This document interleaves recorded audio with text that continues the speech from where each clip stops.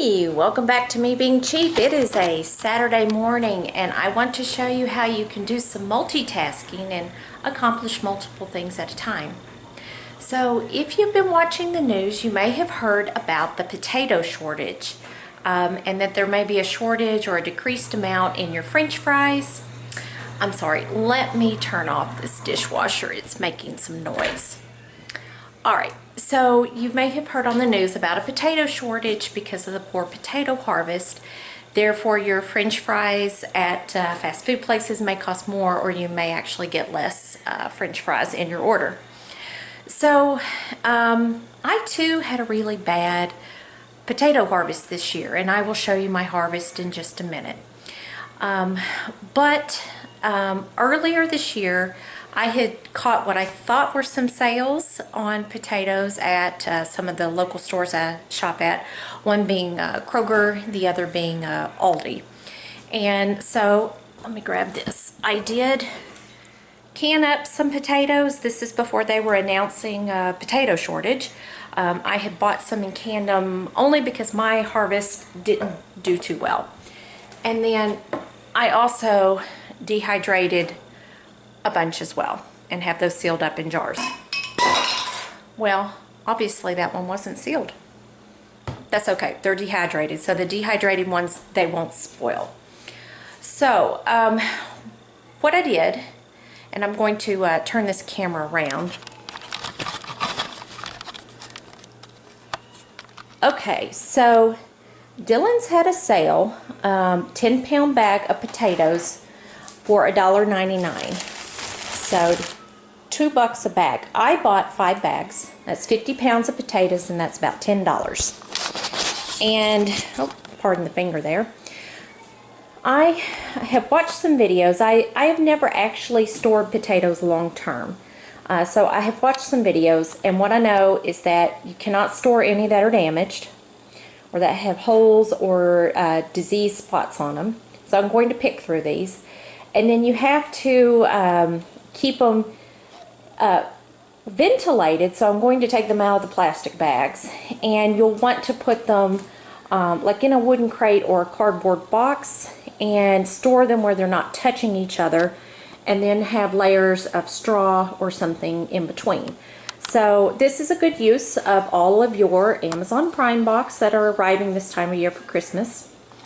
And I am out of straw or hay, so what I'm going to use is paper from the paper shredder. Now, I'm probably going to need more. My work is actually paperless now, so I don't generate a lot of paper from my work. But you know how you're supposed to save your tax records for about like 6 years or so? So it's getting time to sort tax records for 2019. And so what I do, I'm a little bit behind on my shredding, obviously, because this box is from '03. So I'm going to start shredding the old tax returns so that I have this box to use for this year's data. And then we're going to use these empty boxes and layer the potatoes in there, and I've got some other empty boxes as well. Ultimately, I'm going to store them in the old root cellar that is under the old part of this house. And so yeah, we'll do an experiment and see if this actually works. And if I end up with a bunch of rotten potatoes, it really only cost me $10 and a little bit of time. Now, talking about time, I'm actually stacking activities. So first of all, I'm going to be putting away these potatoes for later use. I'm going to be shredding old tax returns to make way for the new data. And then I had previously bought this apple cider for the pear butter that I had made several weeks ago. And as you can see, I only used a little bit out of that. And I don't want to throw this away because it's still good. But it's not something that we just sit around and drink. But I do want to hang on to it for other recipes in case I want to make some pear butter next year, what have you. So I'm going to water bath that. So I have my canner heating up over here and trying to get some more hot water here to cover these jars. But since I'm going to water bath, I do need to sterilize these. So while I am working on the potatoes, I will be sterilizing my jars so that I can water bath these a little later. The other thing, since it's kind of cold out, I do have my oven running, and I don't know if you can see over there. These are the eggshells. We save our eggshells and feed them back to the chickens, and I keep them in the freezer, but when the buckets get full, I just spread them out on a cookie sheet on a piece of parchment paper and bake the eggshells at a low temperature, probably about 15 minutes or so, and then crumble them up into a fine grit so that the chickens will eat them, but small enough pieces where they don't recognize it as a chicken shell. So that prevents you from having to buy calcium supplements for your chickens. I'm going to get that done while I'm sterilizing my jars and taking care of potatoes. And then finally, I'm going to show you my sorry potato harvest this year. Okay, first of all, these funny looking things here are purple sweet potatoes. And they are supposed to be pretty sweet. And in fact, like in the Philippines, they will actually make desserts out of this. But I don't know if you can see, that is purple. If you break them open, it is a vibrant purple. It is so cool looking when they're fresh out of the ground. Now, of course, I cured these for a while before I put them in the drawer. So those are purple ube. And then over here, this is actually my second potato harvest, and as you can see, these are a little green too. The green ones can be quite bitter and probably not that good for you, but they are rather small. My first harvest, all the plants had died. The potatoes I dug up out of the ground, they were small. Most of them were marble size, maybe a little bigger, and many of them were green. So my first harvest didn't do well at all. And of course this is a store-bought onion, because over here would be my harvest of onions, which also is pretty sad. I mean, not much bigger than the sets used to plant them. Some of these came from you know, the little green plants that you can plant, and some of them came from bulbs, but yeah, pretty poor harvest on the onions and potatoes this year. So, all right, well, I'm going to get busy, and then I will check back in with you after a bit. I have done the first 10 pounds, and so below this layer is another layer, and we actually had quite a few that I'm going to put in the drawer for immediate use. Due to the fact that they had blemishes, looks like from harvesting. So we've got a cut there on that one, a cut on this one. You only want to put only the perfect potatoes in there, because if they spoil, it'll cause all the others to spoil. So these are the ones with some imperfections. So put them in the drawer, and good thing Christmas is right around the corner, because we'll be having mashed potatoes. All right, I'll check back in with you in a few. Welcome back. So it took me a little longer than anticipated. My canner is actually starting to rust out. I don't know how it's possible to wear one of these out, but I've got a spot there and a spot there, and you might be able to see on the well, I don't think it's going to show up, but it will not be long until those have worn all the way through.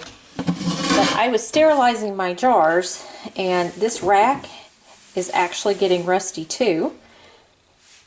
There, you could probably see that. And so it has actually started falling apart. And so when I pulled my jars out from sterilizing, they had little bits of metal and rust in the jars. So I had to start over, took the rack out, and then just used a towel in the bottom. So I will be in the market for another water bath canner. All right, welcome back. So I have 4 quarts of apple cider canned. Those will be ready to go downstairs tomorrow. And again, that's a way to save something that I wasn't going to use up, kind of get it preserved so that it doesn't go bad, so that I could use it later. And we've got Mike's famous white chicken chili. This stuff is good. I'm gonna have this for dinner tonight.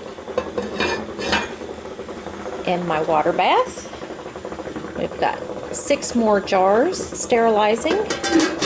Michael's gonna make up some salsa. We have some cilantro that we need to use up. And here I've got the eggshells. Probably tonight, maybe tomorrow, I will crush those up. And again, we feed those to the chickens to help with the supplement. There's a sad looking cilantro.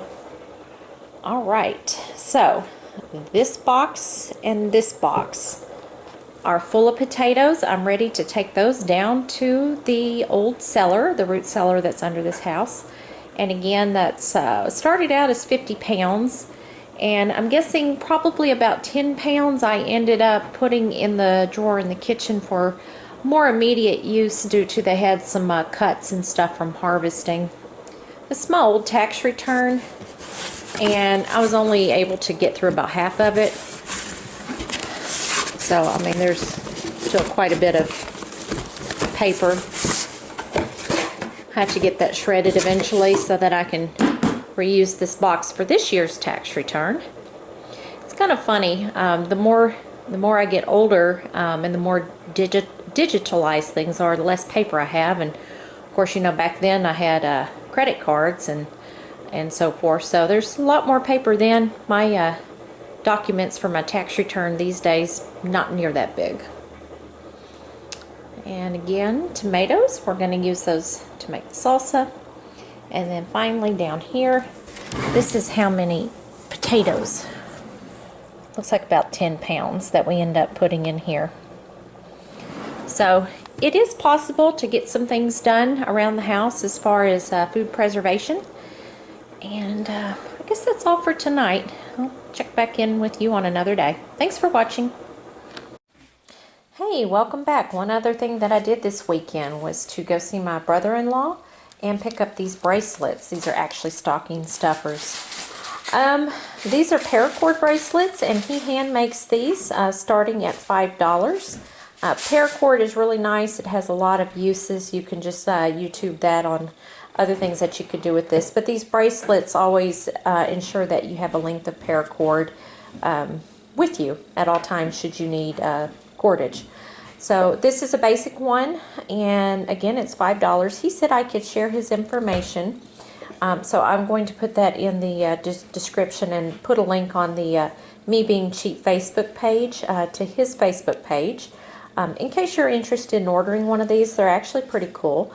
So these are, you can get these done in 1 color, 2 color.